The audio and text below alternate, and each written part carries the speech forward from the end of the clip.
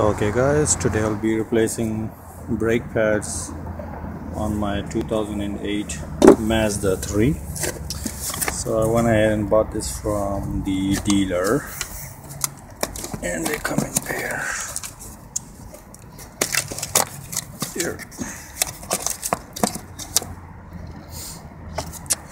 And I guess I don't know if you can see the old ones, but I'll just go and replace them. So I'm gonna, all what you need is a jack to jack up the car,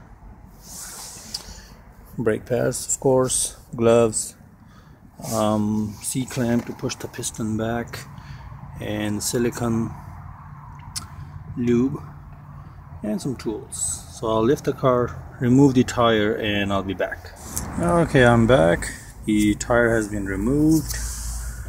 So I jacked up the car at this point, at this location, and as you can see, I put a brick at the rear of the car. If you can't get the lug nuts loose, you might need something like a breaker bar. I got it off Canadian Tire for like 21 bucks, pretty helpful. The other thing I should mention is good to have a brake cleaner. This guy to clean your caliper.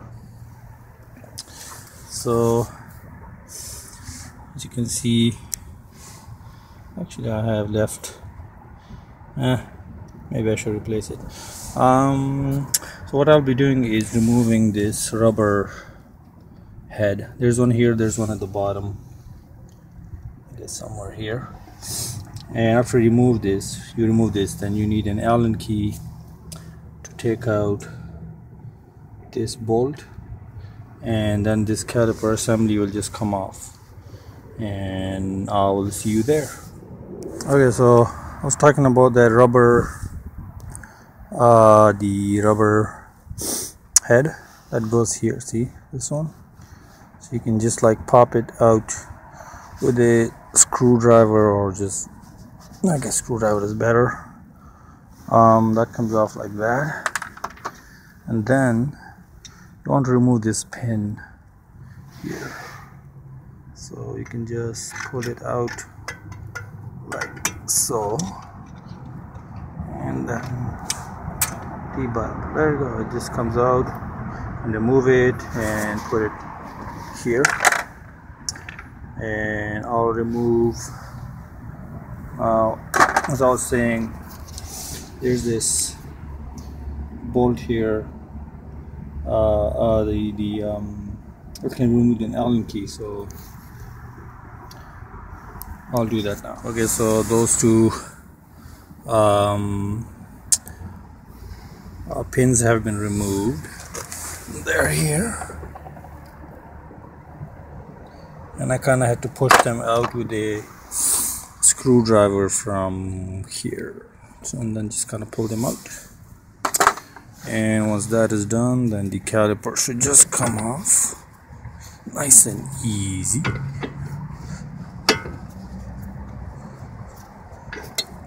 There you go, ladies and gentlemen. Okay, so as you can see, don't let it drop because you're gonna destroy your brake line. So just hold it in your hand. We'll remove this this pad. So I'm gonna rest it here for now. Alright, and I'm gonna remove this pad just like that. Here it is. Ooh, look at those lines.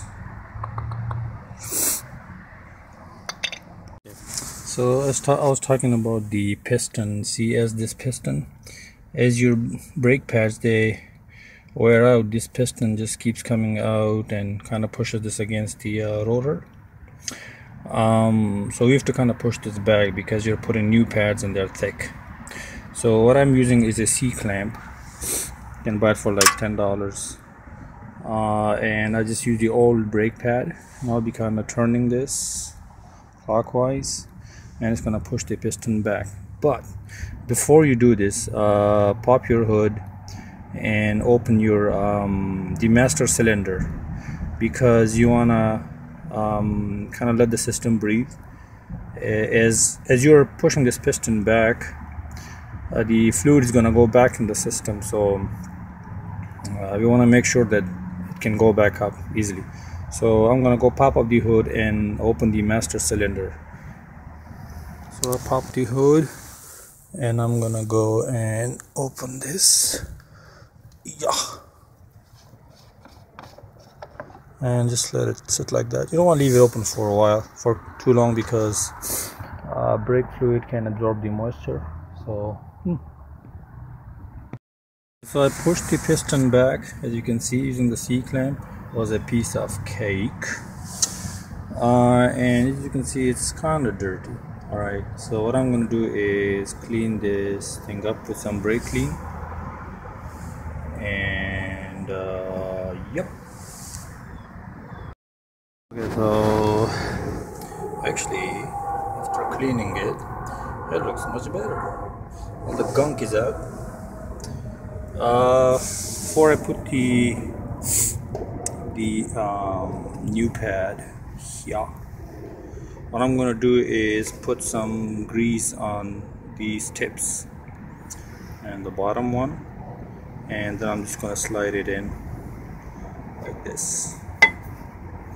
That's how easy it is. Alright, now we have new pads to ourselves.